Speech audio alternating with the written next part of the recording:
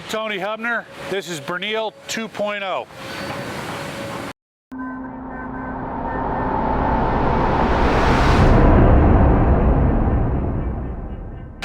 Today, the machine came early in the morning.